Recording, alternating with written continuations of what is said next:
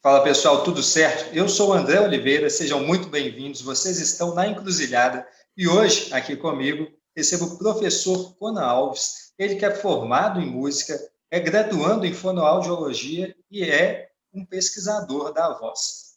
Conan, como vai, meu cara? Tudo certo? Tudo certo, André? Tranquilésimo, meu querido. Prazer estar aqui contigo. Cara, o prazer é meu, irmão. Conheci você no ano passado, tive contato quando você estava fazendo o seu curso Voz em Blues, Mitologia, Características, Técnicas e Desafios em relação à saúde vocal. Naquela época, eu já achei uma coisa muito curiosa, que é um pesquisador de blues, né, de música blues, música gospel, relacionado à voz, né, com técnicas vocais sobre isso. E hoje eu fico muito feliz de estar aqui conversando contigo e poder aprender um pouco mais sobre você e sobre essa pesquisa que tu faz. Então, por favor, fique à vontade para nos contar um pouco mais sobre essa sua pesquisa. É tanta coisa, né, como estava antes falando contigo, tanta coisa para a gente ler, para a gente estudar. É um mundo gigantesco esse do blues. É um mundo, outro mundo gigantesco é o da voz. Né, quase que, eu diria que os dois são infinitos, assim. Então, assim, como você falou antes, você viu o Voz em Blues, era além do estudo, da pesquisa, era uma palestra que eu fazia. E aí, ano passado, eu apresentei em São Paulo, no Congresso de Voz Rock, a convite do querido Ariel Coelho. Depois, eu já tinha apresentado antes em Niterói, apresentado aqui na UF de Nova Friburgo também. E aí, se eu não me engano, você viu o segundo que eu fui fazer na UF de Nova Friburgo. Foi Isso, o do ano passado, né? Acho que tem quase um isso. ano, fez um ano por agora, um ano assim, por novembro. E aí esse estudo ele foi aumentando, como eu falei, ele não tem limite. Você vai lendo, você vai puxando aqui, aí lê sobre tal cantor, aí lê sobre tal região do blues, aí lê sobre tal época do blues, então um blues mais acústico, um blues mais eletrificado, um blues de Piedmont, um blues do Delta. Então tu vai partindo para isso tudo. E é óbvio, aí comecei também, me chamaram para falar sobre o gospel, né? O gospel, o americano, aquele, né, da música afro-americana. Aqui no Brasil é diferente, o gospel aqui no Brasil é muito mais um label, né? Muito mais um rótulo de uma música comercial evangélica. Lá não, é música negra, que tem a sua raiz lá no início do século XX anterior, né? E aí eu já montando um curso com tudo isso que aconteceu esse ano, pandemia, vida online, na verdade a gente descobriu a vida online agora. A gente achava que era só mandar meme no Facebook, já viu que não é.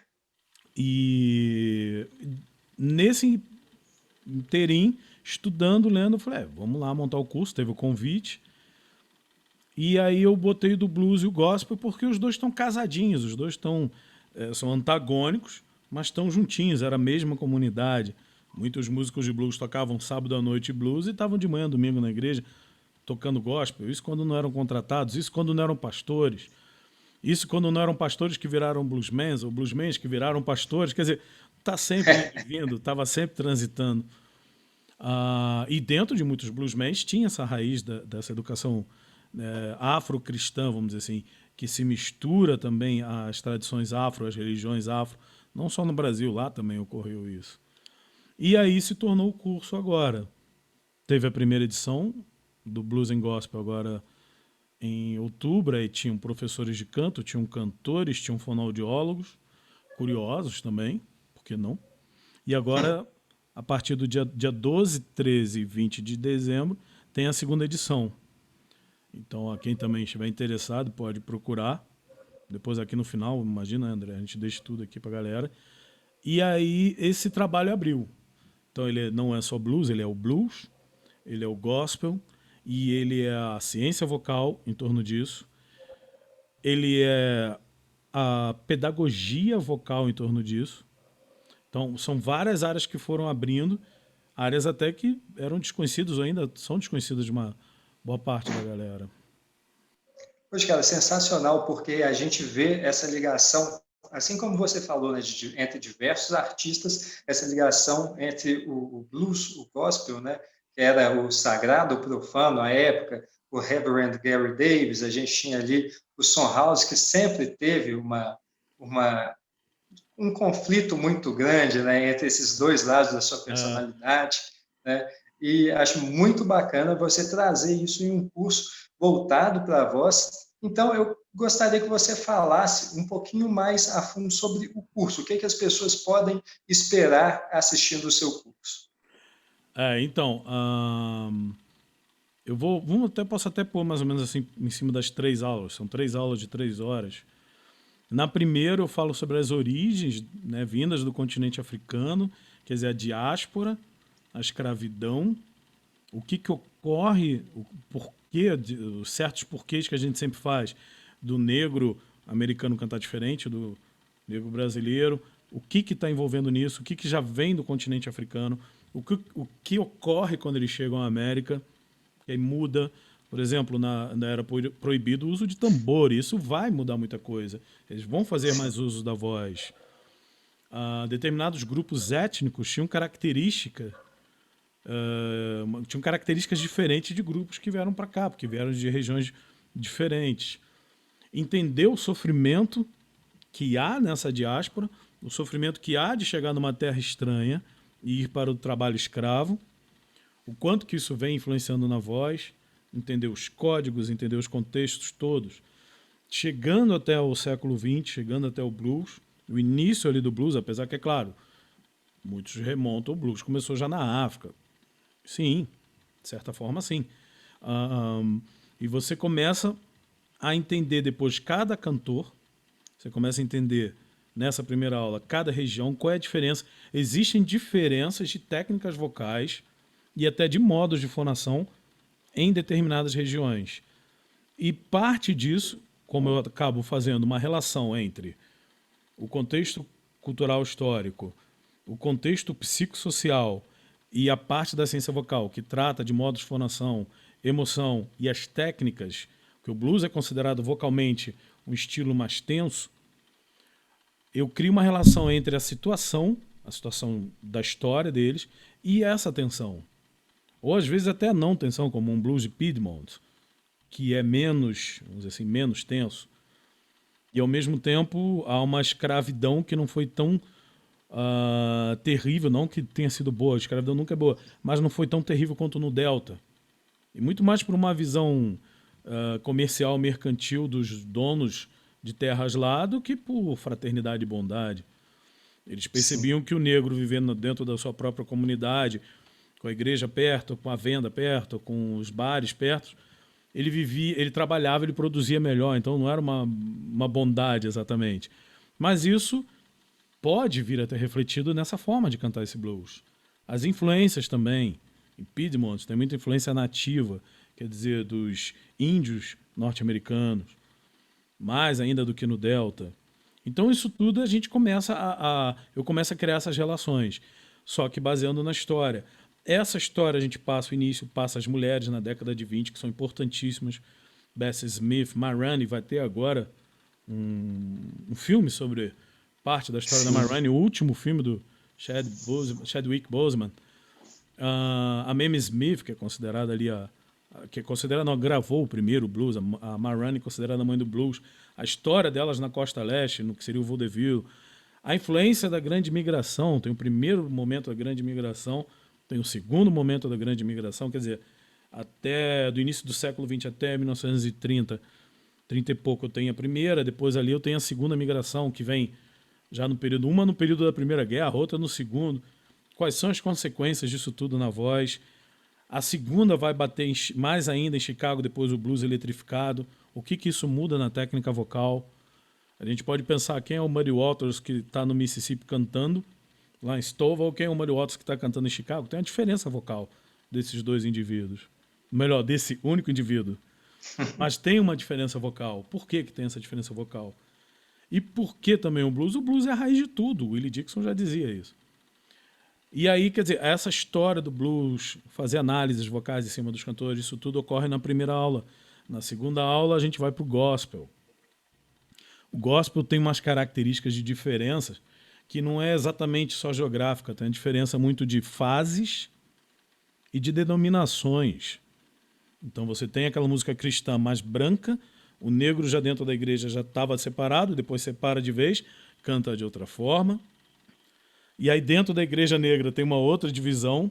Alguns queriam preservar um pouquinho mais um lado de cantar mais comedido, e outros não.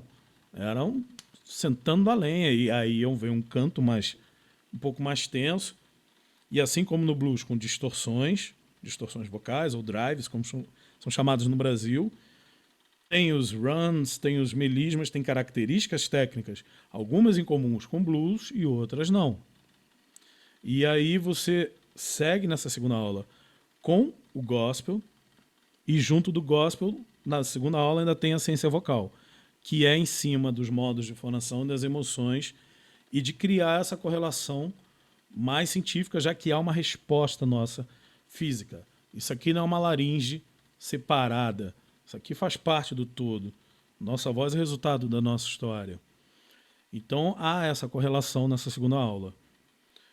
E na terceira e última aula, a gente tem a história da pedagogia vocal. Existe uma pedagogia vocal afro-americana, que não é exatamente protagonista, até por um eurocentrismo muito grande, parte racismo, parte eurocentrismo, em que aí consideravam que ela seria uma pedagogia vocal, uma forma de cantar errada. Até hoje no canto a gente ainda batalha contra esse tipo de coisa, né? De ficar dizendo esse é o errado, esse é o certo.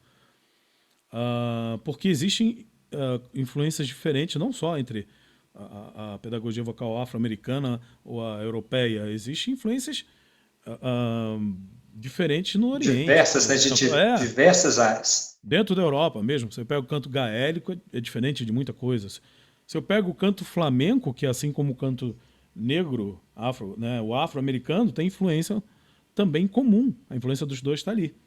Que aí no curso vocês vão ver. Então, assim, tem uma história que construiu aquilo. E que levou, em que eu posso analisar também por um lado da ciência. Não tornar o cantor de blues exatamente um objeto. O meu objeto de análise mais científica, fisiológica e tal, é a voz. Mas eu tenho que juntá-la a um fenômeno humano, a um fenômeno psicológico, a um fenômeno psicossocial. Não tem como você separar uma coisa da outra. Estilos que cresceram, que surgiram, têm a ver com os lugares de onde eles vieram. A gente tem sotaques diferentes para falar, que dirá na forma de cantar, entendeu? E aí, nessa última aula, depois da pedagogia, vem as técnicas vocais que a gente pode utilizar. Aí a gente vai falar do humming, que é aquele... que no blues é direto que a gente usa. Muito utilizado. As distorções, né? Everybody know I'm here. Muito mais para localizar. Eu nem vou trabalhar exatamente o método da distorção, porque isso aí é uma coisa já que tem que trabalhar em separado. Mas você localizar as distorções que podem ser feitas, que normalmente são feitas no blues, porque vai variar. Você tem que diferenciar do que era uma distorção que um cantor fazia e o que era uma patologia que já tornava a voz dele distorcida, como o Howlin' Wolf da vida, por exemplo. Ele já tinha uma patologia. Outros não, distorciam em determinados momentos, e é uma forma de expressão. A distorção, o melisma no gospel, a distorção no blues e no gospel, o melisma no blues ele normalmente é mais curto. Os vibratos também, que a gente fala, essas técnicas eram todas e ainda são formas de expressão, por mais que às vezes a gente fique vendendo isso apenas como habilidade. Ok, mas eram formas de expressão. O cantor botava melisma numa determinada parte ou distorção, porque ele tinha que dar uma determinada ênfase àquilo. E aí, esse é o curso, né, como um todo, e a gente fecha na questão das técnicas. A gente faz um momento de apreciação vocal, de ouvir os cantores, identificando recursos desses cantores. Aí tem Muddy Waters, tem Etta James, B.B. King, nessa hora que a gente faz essa escuta desses cantores. Tem outros para comparar, tem o próprio Howlin' Wolf, que eu adoro o Howlin' Wolf. Eu sou... Como não adorar, né? Aliás, eu não sei chegar a dizer assim, não gosto de fulano. Todos eles eu vou descobrindo uma historinha. E questões que tu vai entendendo. O que o Charlie Parton cantava tanto assim? O que tinha travado aqui? Como é que foi a vida desses caras? Eles não ficaram treinando prosódia, dicção. Não tinha fono, entendeu? Não é mal tinha um hospital. Por isso também é uma dificuldade até de você descobrir qual seria um quadro. Você não vai ter um quadro ali médico ele tinha esse problema de voz ou ele não tinha esse problema de voz. Através das histórias é que você começa a encaixar uma coisa aqui, outra ali, outra colar. Aí que você. Ah, o Howlin' Wolf dizia: minha voz é assim porque eu tive amidalite quando criança. E é o relato dele. Mas também há relatos de que quando ele ia cantar com a mãe dele, os dois cantavam muito alto e muito forte. Pode ter sido isso. Pode ser uma patologia congênita, pode ser adquirida. Isso é mais difícil de encontrar. Alguns cantores não tinham a dentição. E isso a Completa, né? gente. É, completa, a grande maioria. A gente sabe que isso vem atrapalhar na sua performance. Atrapalhar entre aspas, porque aí o cara criou uma voz que todo mundo foi seguindo. Né? Mas que isso vocalmente interfere. Entendeu? Uma mala oclusão interfere. A questão da dentição interfere acusticamente. Poderia ter tornado mais tenso para o cara cantar. Pode. Só que tudo isso, com o seu lado humano, o seu lado técnico, tudo isso contribuiu para o blues ser o que é, para a música negra afro-americana ser o que é. A gente também analisa a questão da Blue Note, que é algo que vem do continente africano. A gente analisa, quando analisa o blues por região, você vai para alguns blues assim, que sei lá, o Mississippi Hill Country Blues, né, que é o mais africanão Sim, assim deles todos, isso. né, que tem o Earl Burnside, que eu acho sensacional, que você ouve aquela polirritmia, parece às vezes uma raga indiana, que também tem influência, aquela que eu vou contar no curso, que também é essa que vai pro blues e que é a que vai para a música espanhola. Então, essa relação, olha, a gente já está juntando Ásia, Europa e Américas em cima de uma mesma história. E depois o blues abre. O blues abre, tem o seu revival nos anos 60 com as bandas inglesas. Tem hoje ainda lá a sua tradição, tem o seu mercado, tem o não é uma música de nicho, não é uma não é o blockbuster da parada, entendeu? Já tem de vez em quando lá seus momentos. E a gente tem um Vez ou outra cenário. aparece alguém, né? E a gente tem um cenário, você sabe melhor do que eu, André, a gente tem um cenário de grandes músicos aqui no Brasil. E aí tem esse lado, sempre quando eu trabalho a técnica com um aluno meu de canto, que é um bluseiro, eu digo pra ele, cara, a gente já sai com atraso de no mínimo 15 anos, a não ser que tenha um pai que adore blues e torça desde pequeno. A gurizada lá nasce na igreja, ouve aquela Blue Note na igreja, entendeu? Já convive com a galera, dependendo da região, que já canta e toca blues. Então eles já estão vendo desde pequeno. E a infância é uma fase importantíssima nessa musicalização. Então, assim, as peças vão ligando. O lance da pedagogia, há uma possibilidade muito grande, ao que tudo indica, de ter chegado a alguns cantores de blues, mesmo que tenha sido sufocada. Mas eu falo isso no curso, eu traço esse caminho. E é um caminho que ainda cada vez mais eu estou definindo através da busca nova, que é cada vez mais em cima das biografias e dos relatos. Entendeu? Cara, Até é pelo. sensacional. Sensacional, Conan. Você conseguiu, né, colocar uma sequência de informações muito legais e que estão realmente encadeadas, né? Desde a origem do blues, você pega esse trabalho, né, a evolução dele, quais as suas diferenças de região para região e coisas que, poxa, não são da minha área, mas que são interessantíssimas, né?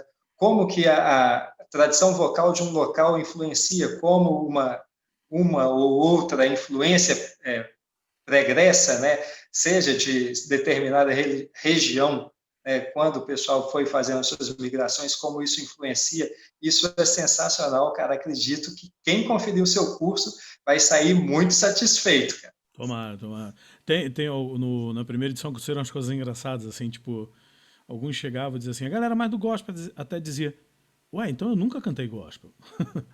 Porque tem essa diferença da nomenclatura do que é gospel lá, o que é gospel aqui.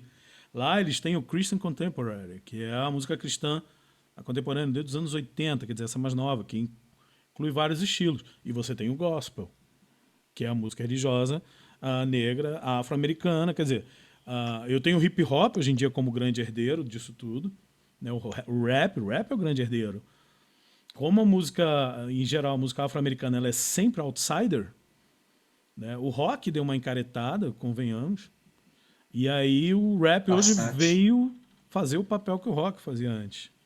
Né? E o rock sendo filho também direto. Isso tudo a gente fala ali, a gente fala, chega no Elvis, chega nos ingleses, para a gente tentar entender o que isso abre. Tipo, a Beyoncé não existiria se não fosse a Bessie Smith, um exemplo, né? Então, assim, tá tudo ali, essa corrente vem chegando, né? Essa corrente de rio, de música, vem chegando até a gente. Não é mainstream, mas está em tudo.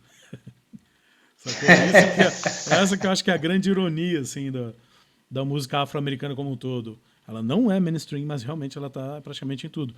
E a gente poderia, que eu até brinco, que vai ser acabar virando um estudo futuro da música afro-brasileira, né? Diferente, com estéticas diferentes, mas que se tornou a base da nossa música, né? Então, a ideia do curso é a ideia de fazer pensar os professores de canto no sentido de que estilo é esse que influencia boa parte do que a galera canta.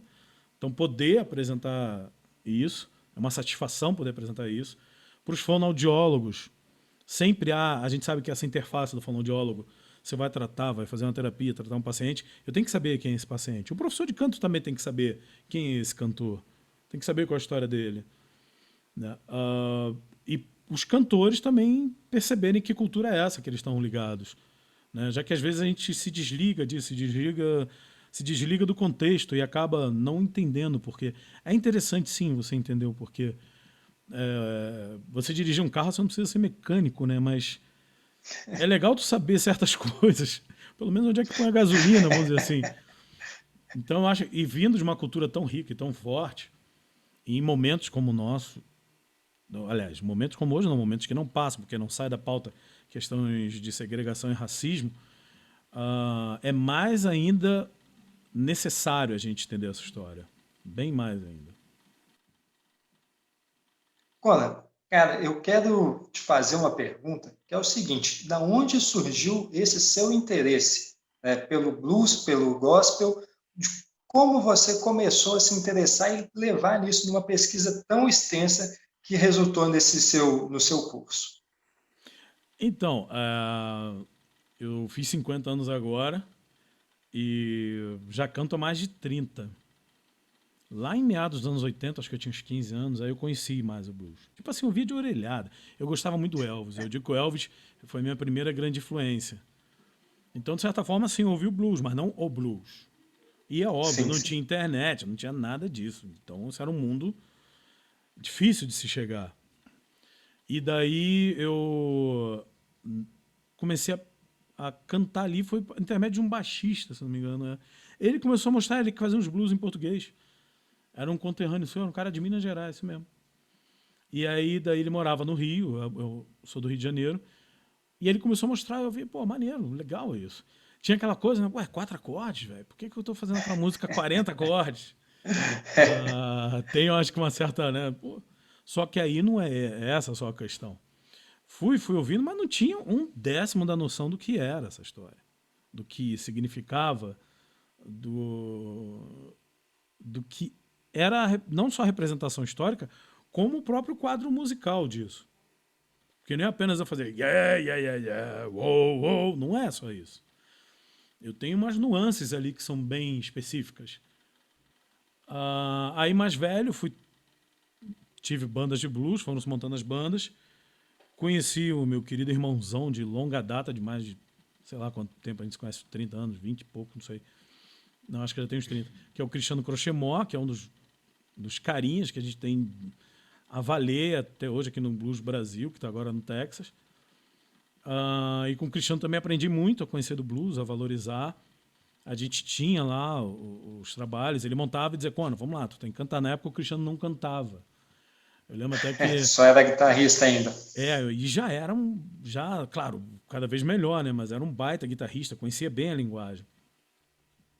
De projeto em projeto, depois outros projetos de blues que eu participei, de jazz. Mas no fundo, eu posso dizer que a consciência maior disso veio agora. Aí eu lembro que nos anos 90 eu comprei o livro do Paul Oliver. E aí eu comecei a ler. O livro do Paul Oliver foi o blues, jazz e gospel. Ele foi Sim. uma...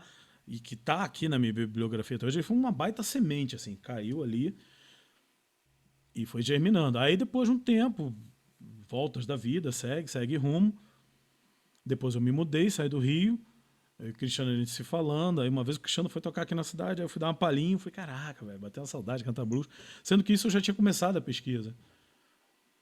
Aí aquela coisa de eu trabalho com voz, eu quero. A gente sempre pensa, pô, eu quero começar uma pesquisa, de onde eu vou puxar o nicho? O que que eu vou. E aí eu falei, pô, o blues é algo que está comigo já há muitos anos. É o começo de tudo, né?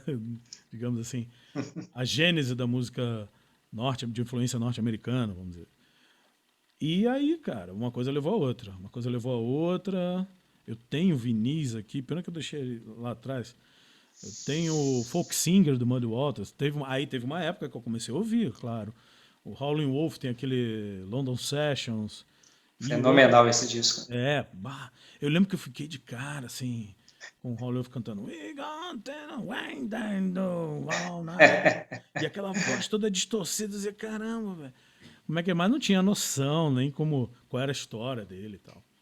Então é bem isso, uma coisa foi levando a outra. Aí de uns bons anos pra cá, 5 anos mais talvez, que aí eu comecei a pensar como pesquisa. E comecei aqui pesquisando, ouvindo e relacionando as coisas. Aí o livro do Paul Oliver eu tinha emprestado há muitos anos para um amigo, aquela coisa que tu empresta e some. Nunca mais viu? Tu nunca mais sabe onde é que foi parar, né? Aí eu falei, cara, eu tinha que ler aquele livro de novo. Aí achei na internet usado, comprei. Aí daí veio tudo. Vou comprar daqui, comprar dali. Hoje em dia eu quase proibido de abrir o site da Amazon, porque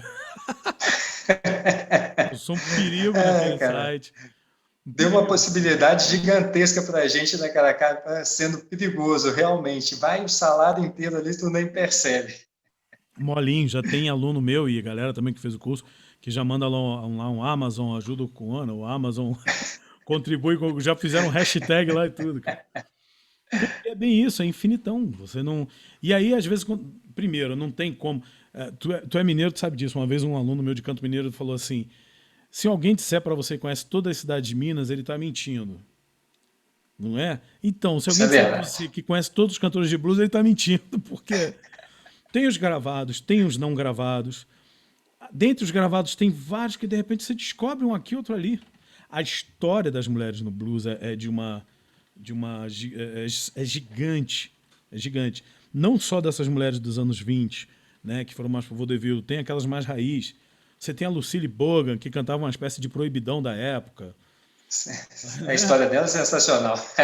Você tem a Memphis Minnie, que o Led Zeppelin foi fazer versão dela, que também é a primeira que se destaca como guitarrista. Você tem histórias de vidas duríssimas em cima delas, quer dizer, eram negras, mulheres, algumas bissexuais. Então, assim, são histórias de uma certa bravura É. mesmo, né? De Isso conquistar nos anos 20, né? Anos anos 20, anos 20, 30, isso é algo quase impensável e já estava ali, né, cara? Não, O Dirty Blues estava. os anos 20 ainda é um momento ali dos Estados Unidos que eles têm uma certa liberdade. Eles gozam de uma certa liberdade. É um ano até mais, né? Depois é que começa a apertar, vem a Grande Depressão.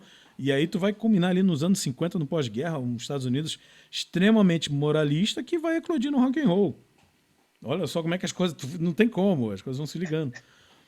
Então, assim, esse mundo das cantoras é gigante, o mundo do Delta é gigante, do blues raiz, o que vem em seguida, o R&B, o antigo, a gente tem hoje o contemporâneo, o que os Jubilee Quartets, que misturados com a questão do blues, viram aqueles quartetos seculares, mais românticos, cantam um pouco mais suave, a soul music, que vem ali do blues, vem do gospel, aí você entra já no Sam Cooke, aí depois tu vai parar lá no funk do James Brown.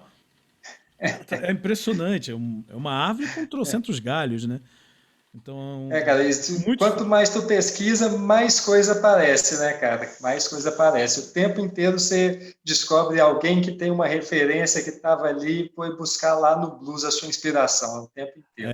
Exatamente, exatamente. E tem a história claro que tem a história dos brancos ali no meio, no jazz tem a galera lá que vai puxar a Bessie Smith depois, né? Tem muito músico branco e cantor branco que vai se encantando por esse mundo e consegue abraçar e absorver bem, né? Você vai ter o Steve Ray Vaughan, né, do texano, vai ter Outro texano, agora faltou até, deu um branco aqui. Ah, o que é. Também me esqueci, mas eu acho que eu Que é sei, o albino. Albino. Isso, cara, deu. Pô, o nego não vai perdoar, vai me matar depois dessa. Só deu um branco, tá, gente? Deu uma tela azul aqui, depois eu lembro. Eu até brinco, não é rata, é lembrata. Pois Então, é, cara, assim, eu tenho esse problema. Eu erro e esqueço tudo. Então, para mim, eu já até naturalizei isso. não, tu quer ver na hora de eu estiver jantando, eu vou lembrar. Pô, Johnny Winter. Johnny Winter, é isso mesmo. Nossa, que isso foi um pecado, hein, velho? A gente vai ser penalizado. Essa daí foi complicada. Acontece. Não, de vez em quando dá, de vez em quando dá. São muitos nomes, são muitos cantores, nossa. Então, assim, você tem uma história e que vai seguindo. Você tem o Kingfish hoje em dia, tem a geração do Cab Mo, tem o Buddy Guy com 80 e poucos anos ainda fazendo som, cantando bem. Você tem o Jimmy Johnson, que fez agora 94, acho agora 90 essa e... semana. 93 ou Isso. Teve até 94. uma baita live, né, aí para ele no último final de semana. É, pior que essa última live eu não cheguei a ver, eu vou ver se tá lá gravado, eu não consegui ver. De vez em quando eu fico lá assistindo e tal. Sabe? Aí Ah, já. sensacional. Eu vi o Menos Blog, já ouviu falar? Não. Do Poxa, falando de nomes que a gente esquece, né? Me esqueci o nome dele. Mas é um cara lá de Santos, ele é um produtor cultural, lançou alguns livros, né, de entrevistas sobre blues. Ele tem o Menes Blog já há 10 anos, ele estava nessa produção do show do Jimmy Johnson, foi aí 93 anos de idade, se eu não me engano. Sensacional. Ah, depois manda o contato do blog, manda o link. Não, a gente tem que. Quanto mais a gente vira, juntar e tal, e poder falar disso, falar do blues mesmo como cultura, tendo uma similaridade, tendo histórias com o que a gente tem aqui, né? A gente até conversou sobre isso, histórias de família, que a gente faz um paralelo quando está lendo ali a história dos cantores de blues. Você fala, olha só, né? Certas questões assim são totalmente universais, certas histórias são bem universais. Então, é juntar todo mundo em torno dessa maravilha que é o blues, né? Que é um espetáculo. Justo, cara. Eu também penso por aí. Olha, é tanta gente que é influenciada pelo blues e nem sabe. E eu imagino que quanto mais pessoas tiverem acesso às informações, né, conhecerem um pouco mais da história, souberem das influências que ela tem e ainda não descobriu que tem, cara, eu acho que é um pouco do objetivo da encruzilhada hoje. Imagino que seja o seu objetivo também, né? Mostrar um pouco dessa história que é tão rica para pessoas que, com certeza, vão ter um interesse gigantesco em conhecer, mas só não tiveram ainda o pezinho dentro d'água. E é uma história que eu ainda estou aprendendo, né? E como eu digo para meus alunos, cara, ouve quem o teu ídolo ouviu. Sabe aquela coisa assim? Eu ouvi muito a Eta James. A Beyoncé, tanto que ainda fez o papel da Eta James, provavelmente ouviu muito a Eta James. Então ouve quem a Beyoncé ouviu. Saca? Justo. E aí não é que você não possa ouvir a Beyoncé, que eu acho sensacional. Mas aí você começa a abrir mais o leque. Então isso aqui que ela faz não vem dali, vem de cá, vem de cá. Isso é bem, bem legal. Você poder criar suas referências, ainda mais quando se fala de arte. A falta de referência deixa a gente muito superficial na arte. É legal ter essas referências sempre, sempre. Sempre. Poxa, com certeza, cara, eu estou 100% de acordo. E, cara, eu quero te agradecer demais por esse bate-papo, viu? Estou muito satisfeito, fico bem alegre de ter conversado contigo. Bom. Muitas informações aí super interessantes. Eu imagino que você vai explorar isso a milhão lá no seu curso. Por favor, conta um pouquinho aí da data, como vai ser, como o pessoal faz para poder acompanhar lá o Blues e Gospel. Então, para saber as informações, por exemplo, de valores e tal, tem o meu Instagram, tem o link na minha bio, né, o @ConaAlves, né, tudo junto, Conan com 2 N's no meio. Tem meu Facebook, Conan Alves, pode entrar em contato comigo, perguntar o que for. E aí tem um link para você fazer a sua inscrição. O curso vai ser nos dias 12, 13 e 20 de dezembro. Então, sábado, domingo e um outro domingo. Dê de presente de Natal para seus amigos, para o seu cantor de blues favorito, ou para o seu professor de canto, ou você aproveita. Teve, por exemplo, professor de canto que mandou aluno lá fazer o curso. Não, pô, tu gosta de blues, vai lá fazer o curso tal, na primeira edição. Isso é bem legal. né? Nós estamos aqui compartilhando conhecimento e temos que ser sempre generosos nesse sentido. Claro que é todo o valor da pesquisa, isso é óbvio, mas estamos sempre juntos, é óbvio. Então se inscrevam, vai ser na plataforma Zoom, ok? Sempre de 15 às 18 horas. As aulas ficam gravadas 5 dias depois, tipo, pô, cara, tem lá o almoço da minha família e aí eu cheguei atrasado. Beleza, se quiser assiste uma parte ao vivo, depois vai ter lá, vai receber o link, vai receber o material, a bibliografia, normal, como qualquer curso, o certificado, tudo ali junto. E aí você pode acessar os vídeos, só tem esse prazo de dias ali, de 5 a 6 dias, se eu não me engano. Entrando no link, se inscrevendo, o pessoal entra em contato, ok? E participar, e conhecer, e trocar essa ideia. Também tem isso, o curso é trocar ideia. Muitas das vezes ali tem histórias que, óbvio, que então realmente, tá vendo, tem essa associação disso, aquilo, outro. Tem, a gente, né, não é algo só eu tô aqui falando e você só me ouvindo. Não, a gente troca uma ideia em cima disso. E eu gosto que se troca ideia, eu acho a melhor parte. Quando a gente fica... e também as abordagens. A minha visão é minha visão, e aí, de repente, em cima até do que eu, digamos, eu estou falando, o outro fala, então será que é por isso que o cara, papapá, olha, eu não tinha pensado nisso. É por isso que existe a troca de ideia, né? Por isso que a gente sempre tem que ter isso. Tem que compartilhar e conversar. Porque aí você começa, olha só, então, os insights que rolam. Isso é muito bom, muito bom, muito bom. E vamos aproveitar enquanto nossas possibilidades estão online, né? Então pode juntar gente do país inteiro, como juntou na primeira versão agora do curso, na primeira edição. Então estão todos convidados. Também queria te agradecer, André, o prazer é enorme, né? Já seguindo tua página já há um tempão, um trabalho sensacional, trabalho espetacular. Ver essa cultura cada vez mais sendo falada, ouvida e cantada não tem preço, entendeu?